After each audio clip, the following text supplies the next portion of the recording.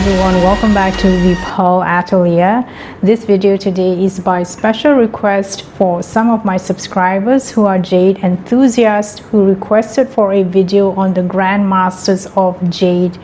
I'm going to be highlighting excerpts from a documentary which I'm really glad they filmed, because at a point in time the Grandmaster Song was already in his 70s but still very sharp-minded and fit, and with having 50 years of experience as a jade master.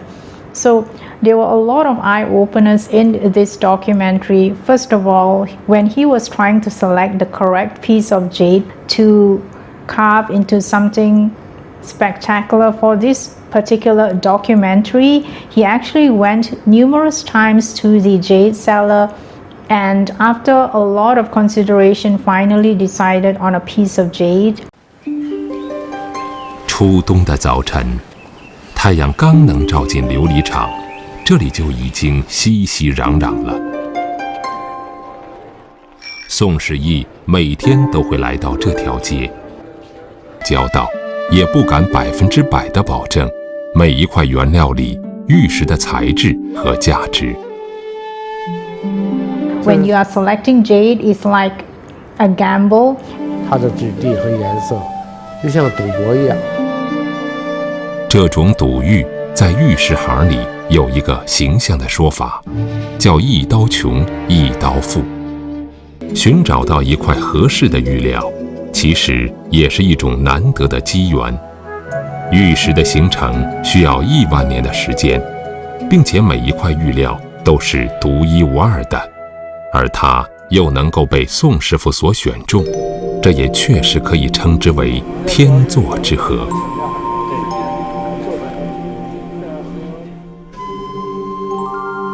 不同的玉料根据自然的形状和天然的材质，经过精心的设计和反复的琢磨，才能把玉石雕刻成为精美的艺术品。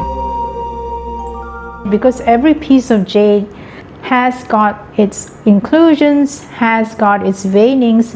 No jade will be absolutely flawless. So after studying it for a few months, he decided that he's going to carve the image of his idol, who was a Beijing opera singer, into that piece of jade.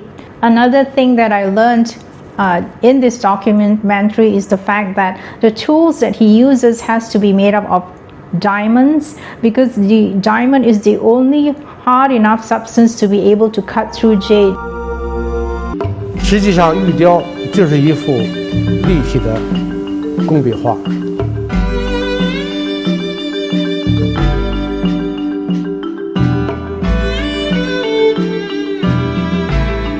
如果没有一个坚实的美术功底，是很难在玉雕这行里闯出个名堂来的。从最初的懵懵懂懂，到现在成为一代玉雕名家，时间已经过去了50多年。玉雕工艺最为关键的环节琢，首先要打磨掉玉料的外皮，勾勒出大致的轮廓。玉石的原料价值不菲，必须要把材质最好的部分完美地保留下来。虽然这门技艺叫做玉雕，却并非是雕刻和凿击，工具都只会极其轻微地接触玉料。玉石的质地非常坚硬，这块玉料的硬度大约在模式6.5度，而普通钢铁的硬度才5到6度。用金属切划玉石，根本就无法留下痕迹。现代工具的坨都是硬度模式10度的钻石粉制成的。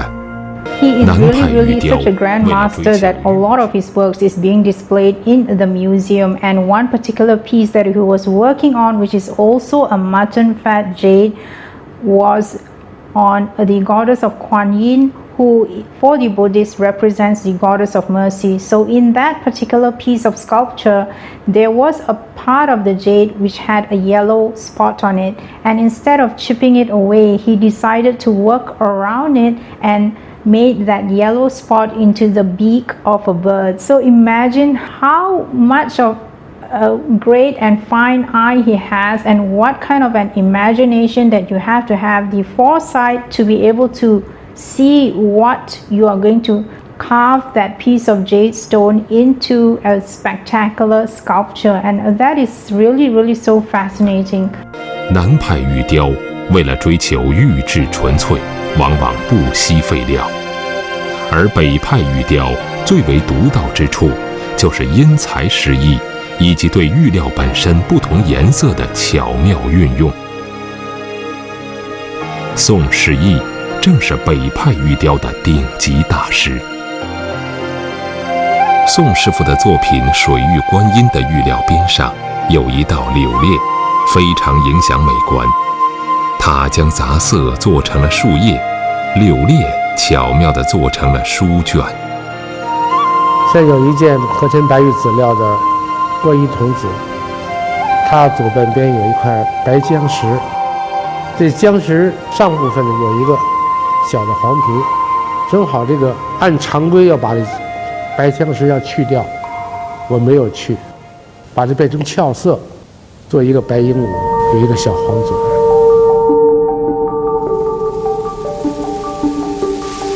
These grandmasters spend a lifetime honing their skill, dedicate their whole life into learning their skill, and that is exactly why whenever you have a piece of jade jewelry which is carved, or a jade artifact which is carved into something so beautiful, you don't only appreciate it for its aesthetic beauty, but also the people who work behind the scenes, the master craftsmen, as well as the amount of patience, as well as the hours that they have to put in.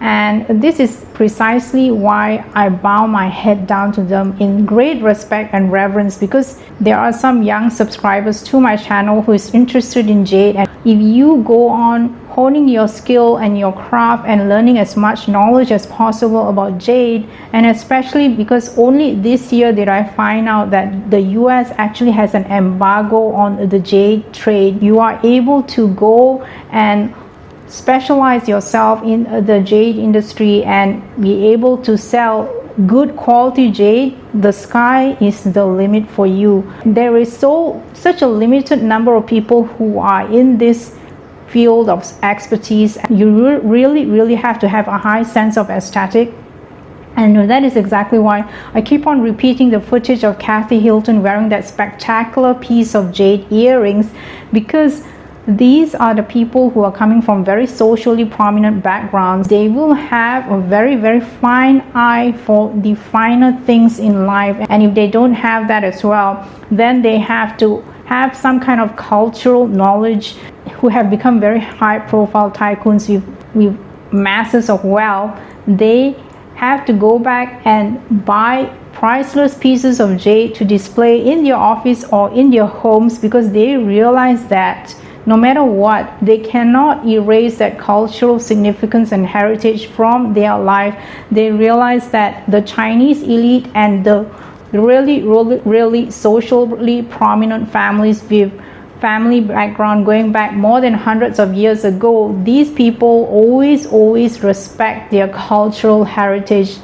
And in homage to the grandmasters, I've also worn my mutton fat jade bangle, as well as my mutton fat jade brooch in the form of a butterfly. So this is where I would leave you. If you want to know more about jade, feel free to browse through any of the jade videos that I've done, which I'm going to be linking towards the end. Again, thank you so much for spending time with me. Please like, share, and subscribe.